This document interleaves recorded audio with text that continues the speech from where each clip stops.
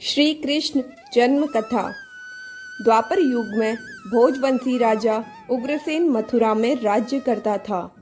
उसके आतताई पुत्र कंस ने उसे गद्दी से उतार दिया और स्वयं मथुरा का राजा बन बैठा।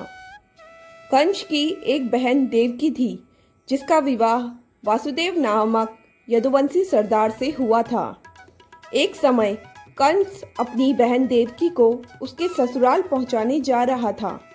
तभी रास्ते में आकाशवाणी हुई, हे कंस, जिस देवकी को तू बड़े प्रेम से ले जा रहा है, उसी में तेरा काल बसता है। इसी के गर्भ से उत्पन्न 8वां बालक तेरा वध करेगा। यह सुनकर कंस वासुदेव को मारने के लिए उद्यत हुआ।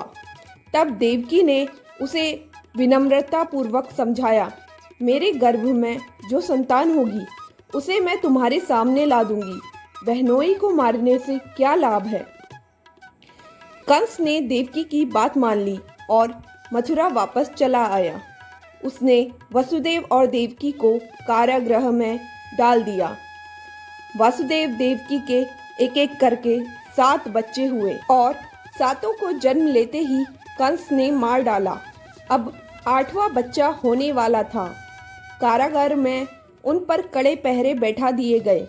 उसी समय नंद की पत्नी यशोदा को भी बच्चा होने वाला था। उन्होंने वासुदेव देवकी के दुखी जीवन को देख 8वें बच्चे की रक्षा का उपाय रचा। जिस समय वासुदेव देवकी को पुत्र उत्पन्न हुआ, उसी समय संयोग से यशोदा के गर्भ से एक कन्या का जन्म हुआ, जो और कुछ नहीं सिर्फ माया थी।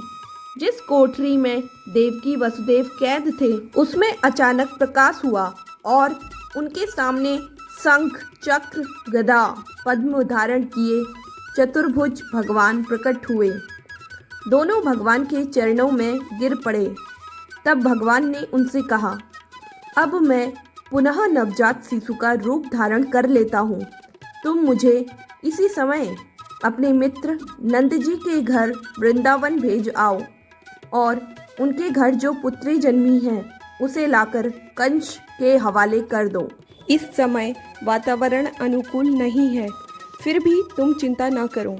जागते हुए पहरेदार सो जाएंगे, कारागृह के फाटक स्वयं खुल जाएंगे और उफनती अथाह यमुना तुमको पार जाने का मार्ग दे देगी। उसी समय वसुदेव नवजात शिशु रूप श्री कृष्ण को सूप में रखकर कारागृह से निकल पड़े और अथाह यमुना को पार कर नंदन जी के घर पहुँचे। वहाँ उन्होंने नवजात शिशु को यशोदा के साथ सुला दिया और कन्या को लेकर मथुरा आ गए। कारागृह के फाटक पूर्ववत बंद हो गए। अब कंस को सूचना मिली कि वसुदेव देवकी को बच्चा पैदा हुआ है।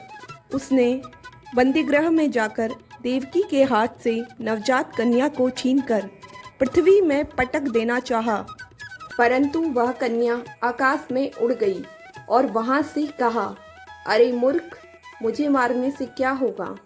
तुझे मारने वाला तो वृंदावन में जा पहुंचा है। वह तुझे जल्द ही तेरे पापों का दंड देगा। तो दोस्तों, यह थी कृष्ण जन्म की कथा।